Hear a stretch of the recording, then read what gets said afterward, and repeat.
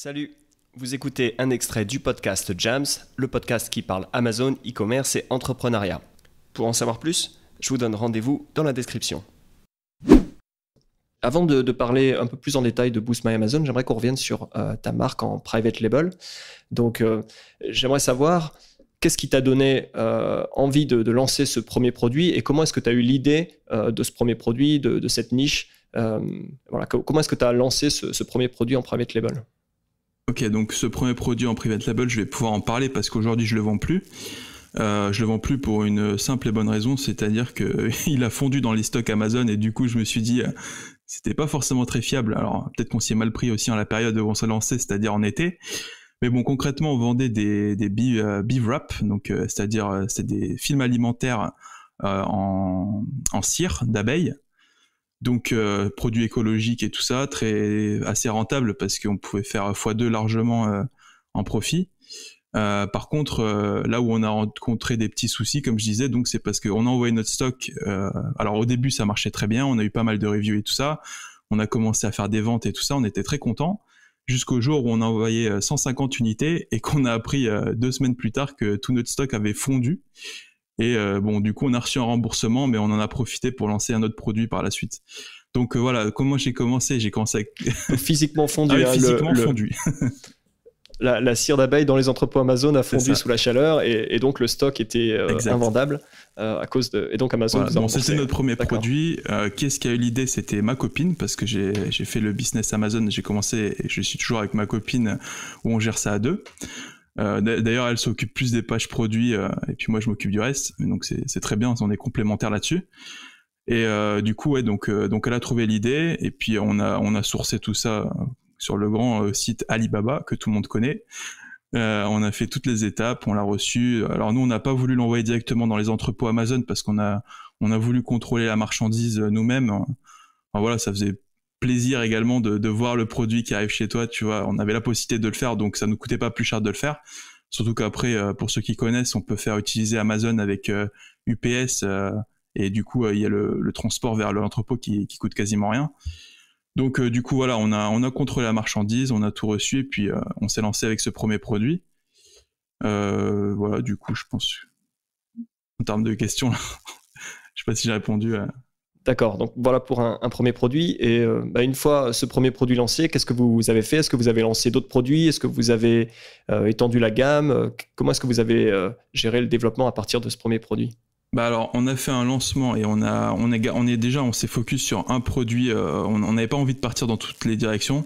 Éventuellement, on avait des idées de partir sur une autre couleur de produit parce que bon, en fait, pour ceux qui connaissent un petit peu ou d'ailleurs pas du tout, en fait, le bee wrap c'est quelque chose qui permet de recouvrir par exemple les plats. Donc surtout, enfin c'est pas la viande, hein, ça va être plutôt les légumes ou quoi. Donc imaginons on a un saladier, on veut garder la salade pour le lendemain. Et du coup, on met ce bee wrap par-dessus le saladier et ça conserve bien mieux, du moins qu'un film plastique. Et d'ailleurs, c'est écolo. Donc, en fait, nous, on voulait partir sur éventuellement d'autres couleurs, donc d'autres designs. Parce que voilà, nous, on avait choisi 4 designs à la base, mais on pouvait en choisir des multitudes et éventuellement, pourquoi pas créer nos propres designs. Donc voilà, après, le truc, c'est qu'on n'avait pas prévu, comme je dis, le petit souci avec le produit qui fond. Ça, c'était à peu près 4 mois après le lancement. On avait déjà collecté une 20aine de reviews sur Amazon. On avait des ventes organiques qui commençaient à rentrer parce que bon voilà, au début au lancement on avait dû investir sur le produit, mais assez rapidement on va dire on avait commencé à avoir beaucoup de ventes organiques. Mais bon, du coup on a vendu tout le stock et quand on en a acheté, en fait c'est là où on a eu le souci. Donc en fait à la première, au premier on va dire restockage, ça nous a directement coupé l'envie de continuer ce produit. Donc c'est pour ça qu'après on est parti sur d'autres produits qui d'ailleurs on vend toujours aujourd'hui. Donc voilà, donc là, ce produit-là, c'était, on va dire, le démarrage. Ça nous a permis vraiment d'apprendre beaucoup de choses.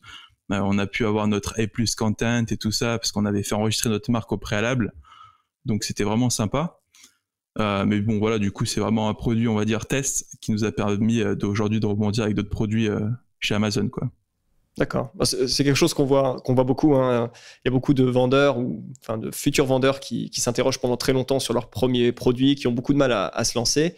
Et finalement, bon, bah, le premier produit, c'est pas grave s'il n'est pas parfait, c'est pas grave si il arrive des aléas aussi dans tous les cas, mais comme tu dis, l'expérience reste et c'est toujours une bonne plateforme de lancement pour la suite. Je veux dire, l'expérience qu'on a engrangée reste, et puis quel que soit la vie de ce premier produit, on peut toujours avancer avec d'autres produits pour la suite.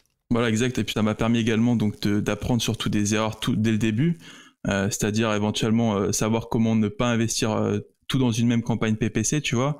Par exemple, diversifier son trafic également. Pas forcément, si on a 50 € de budget par jour, éventuellement, on va pas tout mettre dans la pub Facebook. On va pas tout mettre dans la pub Amazon, et justement c'est un lapsus. C'est-à-dire que je voulais dire qu'on peut également s'en servir pour investir un peu dans la pub Facebook pour rediriger du trafic. Donc voilà, toutes ces choses, c'est une expérience. Et du coup, maintenant, quand on lance des nouveaux produits, on peut utiliser cette expérience, même si éventuellement le premier produit on a fait des erreurs. Enfin, il faut pas s'arrêter là et se dire, voilà, on peut toujours continuer à être rentable sur le long terme, quoi. D'accord. Voilà pour cet extrait du podcast. Ça vous a plu ? Je vous donne rendez-vous dans la description.